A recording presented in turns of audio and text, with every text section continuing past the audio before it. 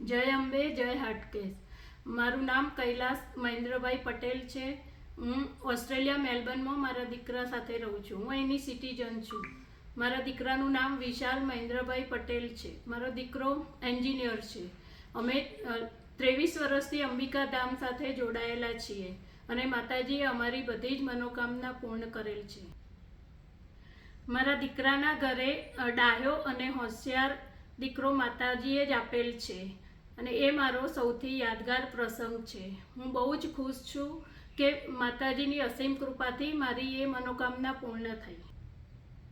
મારા દીકરા વિશાલને ધંધામાં બહુ જ મોટી તકલીફ થઈ ગઈ હતી, તો માતાજીના આશીર્વાદથી તેમજ વિનોદભાઈની મહેનતથી તેમજ અમારા સર્વેની માતાજી પ્રત્યેની અતૂટ શ્રદ્ધા અને ધીરજના લીધે બીજા અનેક રસ્તા ખુલ્લા થતા ગયા અને મારો દીકરો એ તકલીફમાંથી બહાર પણ આવી જશે. હું કે મારા બાળકો માતાજીના આશીર્વાદ લીધા વગર કોઈ પણ કામ કરતા નથી.